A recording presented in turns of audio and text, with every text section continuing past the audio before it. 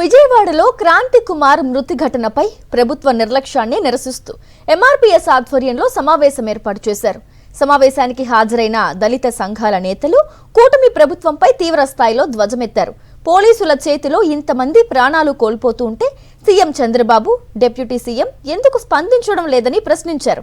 క్రాంతి కుమార్ పై తప్పుడు ప్రచారం చేస్తున్నారని, ఆత్మహత్య చేసుకున్న వ్యక్తి రౌడీ షీటర్ ఎలా అవుతాడని మండిపడ్డారు.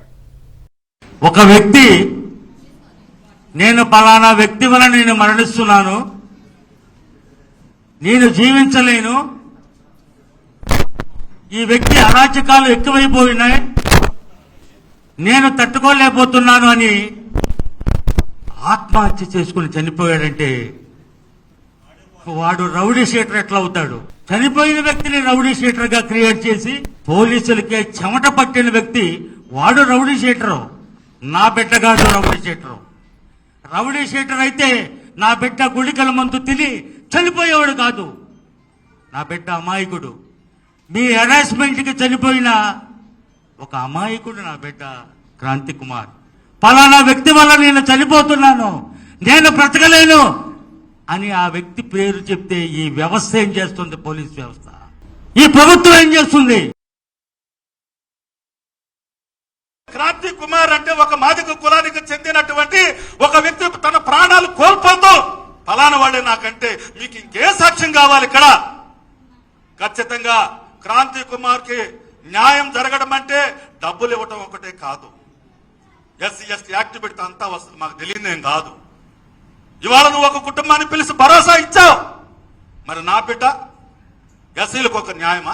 క్రాంతి కుమార్ ఒక్కడే కాదు, కర్నూలు జిల్లా నుంచి మొదలు పెట్టుకుంటే ఇప్పటికీ 19 హత్యలు ఈ రాష్ట్రంలో ప్రభుత్వం అధికారంలోకి వచ్చిన తర్వాత జరుగుతుంటే చంద్రబాబు నాయుడు గారు ఎందుకు నోరెప్పటం లేదని సందర్భంగా నేను అడుగుతా ఉన్నాను. వాళ్ళు కూడా నా బిడ్డలు లాంటి వాళ్ళే. కాబట్టి సమాజం కోసం, మార్పు కోసం పోరాడే మాలాంటి వాళ్ళ మీద దుష్ప్రచారాలు మానండి. దళిత జాతి బిడ్డలందరూ కూడా నేను ఒకటే చెప్తున్నాను, నేను నిలబడ్డాను, మీరు కూడా నిలబడండి. ఎస్సీ ఎస్టీ అట్రాసిటీ చట్టం కింద అతన్ని ఇప్పుడు మళ్ళీ కేసు అతని మీద కట్టాలి. అతను బయటకు వచ్చినా మళ్ళీ అతని మీదే పెట్టాలి. ఎప్పుడైనా సిఐ నాగరాజు ఇట్లా అంటున్నాడు నానంటే గబుక్కు నెల్లి తీసుకొచ్చాను. కానీ నాకు కూడా తెలియని, నాకు కూడా చెప్పుకోలేనంత బలవన్మరణానికి చెందాడంటే దీని వెనకాల సిఐ నాగరాజు ఒక్కడే కాదు, ఇంకా ఎంతో మంది ఉన్నారని కూడా నాకు అర్థమవుతుంది.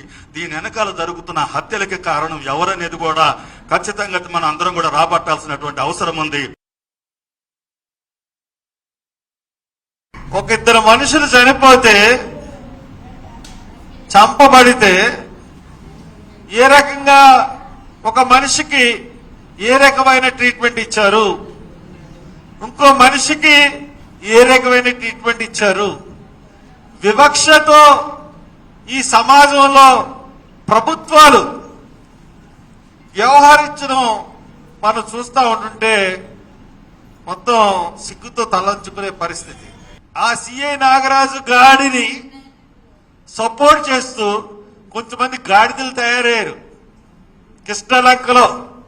వాళ్ళు ఎవరంటే తెలుగుదేశం మద్దతు కాపులు, లేకపోతే ఒక అవినీత పరుడికి పోలీస్ స్టేషన్ లో హింసించి చంపేసే ఎదవకి వెనకాల కొంతమంది సపోర్టింగ్ గా వచ్చారంటే ఎంత డబ్బు తీసుకున్నారా మీరు? డబ్బులు తీసుకోకుండా మీరు అందరూ వస్తారా? ఒక మనిషిని చంపేశాడు అని మేము బాధపడతా ఉంటే ఆయనకి సపోర్ట్ గా రావడానికి మీకు ఏమైనా సిగ్గుందారా? పైగా క్రాంతి కుమార్ మీద అవాకులు చెవాకులు. మరిన్ని అప్డేట్స్ కోసం ఛానల్ ను సబ్స్క్రైబ్ చేయండి. నోటిఫికేషన్స్ కోసం బెల్ ఐకాన్ పై క్లిక్ చేయండి.